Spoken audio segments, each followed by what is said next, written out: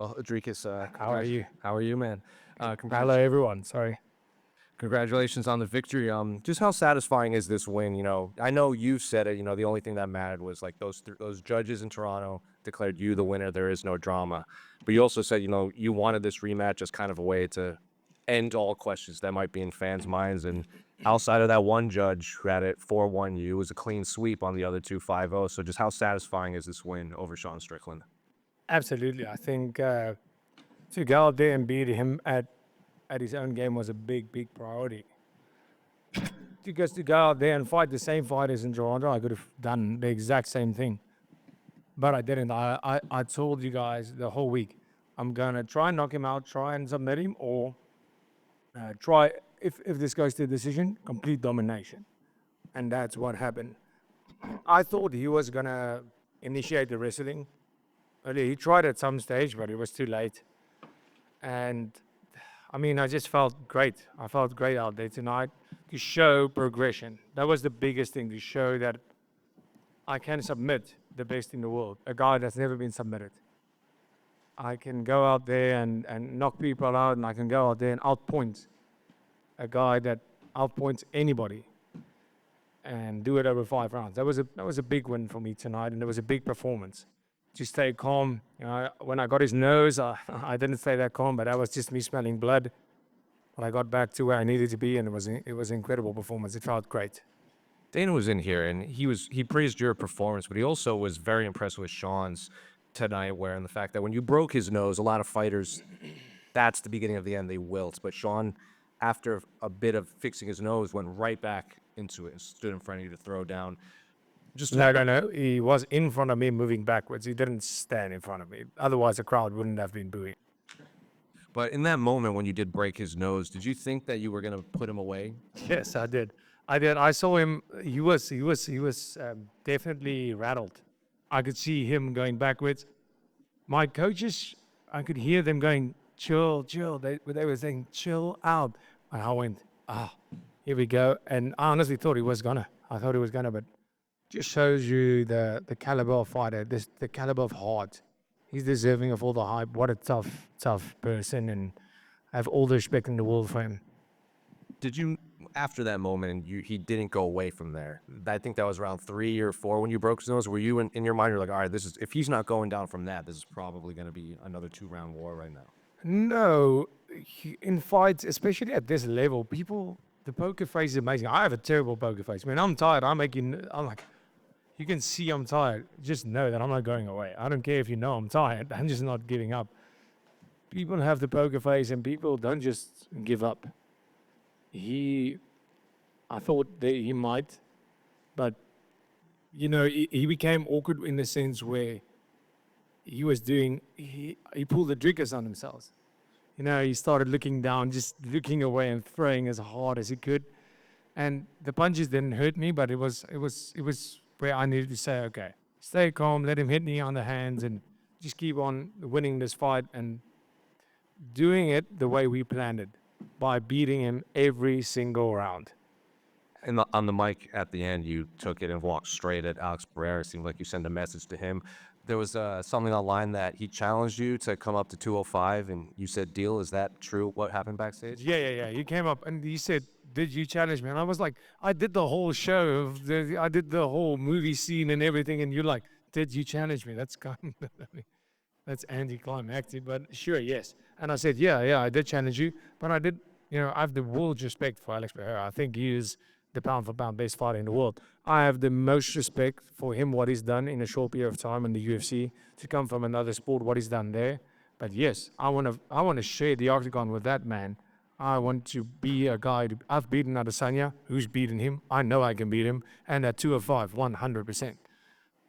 So Dana was also in here, and he said, that possible fight against you and Hamza would also be pretty massive at this point. So if it were up to you and he came to No, Hamza's first. Hamza's first? Hamza's first. No, I wish him. I said, please beat Uncle Live. No hate against Uncle Live. I just want to beat Alex Pereira. It's nothing personal against Uncle Live. It was just Pereira. He's such a legend in the sport to me already that it would be amazing to beat him. for my legacy. I want to be the greatest to ever do this. But Hamzat's next. Hamzat is next. I want to make sure that this belt, the middleweight title, that there's no question that I'm the GOAT of the middleweight division. And I know that, you have Anderson Silva. In my mind, he is the GOAT of this division. And you have Adesanya, who's done incredible things. But it's not about how many times just you defend. It's about who you fight, how you defend it, and how you've done it, and what period of time have you done it, and who have you fought, and making sure that there's no question that I am the best middleweight, then going up. So I'm not rushing that my next fight is Alex Pereira. No. I want the Hamzat next. I think he deserves a hiding. So I'm sure he's watching this. He's already been tweeting at you a lot after this fight. I doubt you've seen it, but No, I've seen it. yeah. So Yeah, you can see he really tweeted. Usually when it makes sense, it's his agent. When it doesn't make sense, he actually tweeted it. so do you have a message? I'm sure he's watching. Do you have a message for him? No. Stay out of the cold. Fair enough. And the last one for me, there's obviously a couple other middleweights that have been kind of surging. Imavov had the big win. Carvalho was sitting octagon side. He seems to be struggling to find anyone that wants to fight him. So do you look at the rest of the top 10 of your division too and just kind of point out like future fights coming up? Yeah, I mean, if you look at the top 5, how that's changed, it gets me as a champion excited. I mean, I thought the change to light heavyweight is going to be a lot quicker, but now the whole top 5 has been almost thrown on his head. If you look at a guy like Izzy and Rob, who's been running that division for how many years? Now they are 4 and 5. You have me, Strickland, Hamzat. I don't know if is he even in the top 5. It's really irrelevant. They want to give him a shot. You have Kyle, and you have Imamov. What a performance by Imamov! I think you make the Kyle and Imamov fight. I think that's the next fight for the title after the fight with Hamzat. Hi, Dricus. Congratulations, by the way. You did back-to-back Achilles quotes. What inspired that? Were you just at home watching Troy and you're like, all right, I'm going to use this? Yeah, I mean, yes, that's exactly what happened, literally. The Achilles one, when Strickland said he made a pact, that came while I was watching the movie. And the funny thing is my dog is actually named Achilles because I was watching the movie when I named my dog too. And I didn't plan on doing it with Alex Pereira, but it seemed like a good idea at the time. But yeah, that was literally it. I was watching the movie and it was pretty cool. I think, yeah. How often do you watch that movie? I've watched it a couple of times, maybe like 17 times, I guess.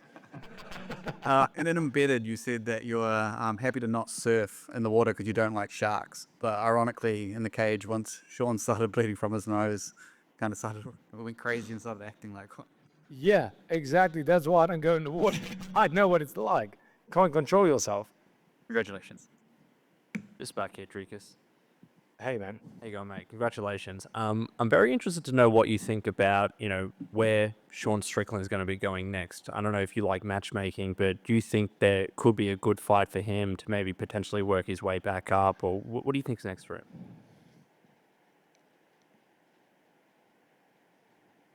Apologies for the topic. That's a very interesting... I know what's going to happen next. I can almost guarantee you what's happening next. Is there any bet that he's fighting Adesanya next? Yeah, I just thought of that, yeah. Imamov, no ways. He's already shown that he beats that style every time. Yeah. Okay. Ooh. Rob. Oh. He said Rob only has a blitz. Oh, that would be great. I think his specific words were Rob was a can. He might Yeah, but he said Rob was a can. It's very different than Rob is a can. correct. He said Rob was a can when he fought Hamzat, which is completely different to Rob is a can. But he did say Dricus beat Rob and Rob only has a blitz. But that's only that'll be like, nah. I think the Adesanya rematch will be amazing. Yeah, that's what's gonna happen. Yeah, there's gonna be a fight night main event. I know it. And on Nasser Imavov as well, he's in an interesting position where Some has said he's done enough to potentially get a title shot, but you've mentioned that Khamzat is next. Do you think he needs one more win to be in that conversation? It doesn't matter what I think. We all know what's going to happen. Like, what do you think makes more money? Me and Hamzat or me and Imam? You could also have Imavov. I know you said maybe not, but him and Sean Strickland, because Sean has beaten Imavov. Sean Strickland beats Imam every time. So it's that style is just no. That if you make that fight, you're just eliminating another contender, and you can't have a trilogy fight with one guy beating the same guy twice. That's what you have with me and Strickland right now. So no, there's no way. Strickland is Robert Whittaker right now, and I'm Israel Adesanya of 3 years ago. That's in the position we are right now. And one last question from me. Hypothetically, if Magomed Ankalaev were to beat Alex Pereira, would you still be interested in moving up? Excuse me. If Ankalaev were to hypothetically defeat Alex Pereira, would you still be interested in having that 205 fight? Yes, absolutely. Eventually, but don't you put that out there, please. Sorry, thank you, mate. Thank you. Me again. Going back to Strickland and Israel, you've fought both of them in the last 12 months. From the versions you've fought of both those fighters, who do you think wins between the two of them? Jeez, you guys are not asking like the normal lame questions like you sometimes do. Jeez. If the fight goes past round 2, which it will, Strickland wins that fight.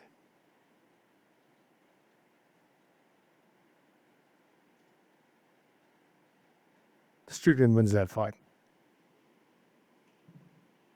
Dricus over here. A lot of pressure on this one. Hopefully it's not lame. Obviously, this is a rematch and you come out and you put on such like a dominant performance. Why? Why was the performance so different? Why did you pull away so much in this fight? The thing was, I've proven that I have the dog.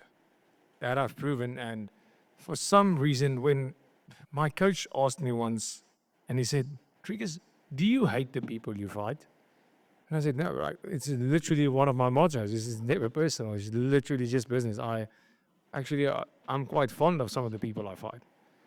And he said, well, why are you trying to kill everybody you fight with every single punch? So you just go and you try to murder them the whole time. And you just go overhand, and try and kill. Why? And I said, I don't know. When I get in there, that's what I'm thinking. I want to kill. That's what my brain goes is die or kill. That's what it is. And for this fight, that was the plan. Is Dricus, you've proven that you can do that. Please, let's show the world that you can be accurate, that you can stay calm, that you can be technical and fight that fight. And it took a lot of growing from my side because the way that I used to fight, to have that in the back pocket, it's amazing because I always have that. I will never I can't let that go. That is who I am. But to go out there and fight the way I did tonight showed so much self-control and showed that I can do what I need to do.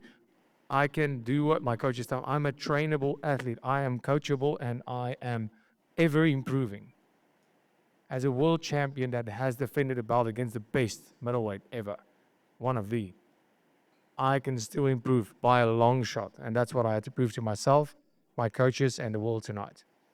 Congratulations. Thank you so much. Dricus, over here, mate. Congratulations.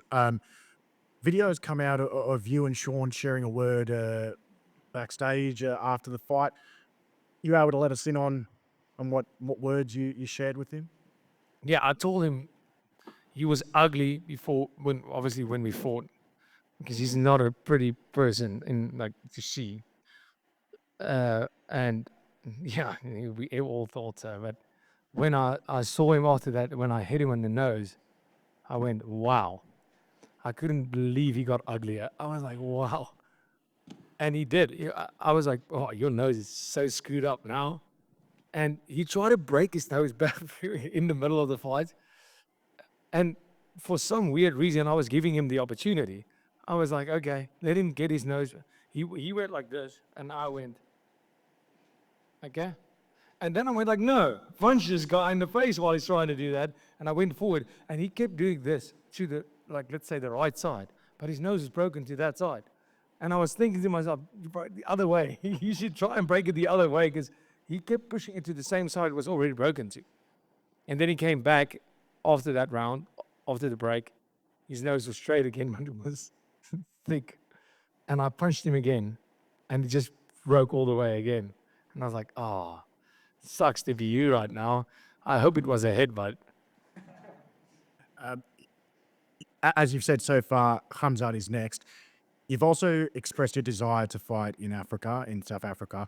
Is that when that fight happens in South Africa or in Africa? Is that Khamzat fight? Yeah. I want to fight in South Africa and Africa really bad. It's as much as a dream of mine as it is to become and retain the world title. But up until this point, yeah, I think me as an athlete, and I'm actively involved, I know South Africa, our sports minister, Minister Gator McKenzie, is an absolute legend. The love I have for him as a Minister of Sports in South Africa is incredible. The amount of work he's doing to try and make this happen, all sports in South Africa, it's amazing. If you ever had the chance, go and look him up. He is as honored as you can get. With the Formula One, with the UFC, he is making things happen. And he is honored, and we are this close to make it happen. I would love the Khamzat fight, as big as it's going to be. Obviously, International Fight Week would be amazing. But I promise you, what is International Fight Week if I can do this in Africa? I don't even care. I will take a fight night in South Africa rather than International Fight Week, 100%. Congratulations again. Thank you so much. Hello, sir. Congratulations with the win. Continue the topic with Hamzat. Recently, there were rumors that he has some issues with going to different countries, especially to the United States. That's why he's fighting in Saudi Arabia and Abu Dhabi, Emirates, I mean. So, usually pay-per-views in these countries are in autumn. So, in the case that if Hamzat really does have these issues, are you ready to wait for the first title defense till September, October? That will be my third title defense. But yes, I'm willing to wait, I guess. But I don't care about pay-per-views. I care about taking names. A fight night in South Africa, yes, for sure. Definitely no. I'm not taking any random fight nights. I'll fight him in South Africa in a fight night for sure. Yeah. And in Saudi, I'll take him on a pay-per-view in Saudi for sure. 100%. In fact, I would prefer that. To beat him and conquer another place. Yeah, perfect. Dricus, since you're breaking down fights, give us a little preview of what the Hamzat fight looks like in your mind. How much of a challenge is he, do you believe? And how do you see yourself beating him? Jeez, guys, you don't give a guy a break. This thing is fights. Jeez. Counter the jab. Oh no, that was Strickland's game plan. Let me think about something. The blitz, no. Rob. Yeah, I'll out wrestle him. Yeah, that's a game plan. Yeah, sounds good. One last quick one. I know we spoke the other day about what you were going to eat first up. Is it going to be sushi or is it going to be Mexican tacos? It's got to be beer. And now it's got to be tacos. That's a great memory. I've had sushi after the weigh-ins. So about the taco ones. Oh, my beautiful fiance had nachos, I think. Was it nachos that you had? She had nachos right next to me after the weigh-ins. And I said, I can't eat that right now. But how dare you? But she is amazing. She fasted with me in fight camp, not even drinking on our engagement, not even having any alcohol, not having a single sweet. She loves sweets, she loves chocolates, and she fasted that. We as Christians, and that's what she gave up for me to win this fight, and I appreciate it, and thank you for being on my side, my love. Thank you, guys. Can you read us?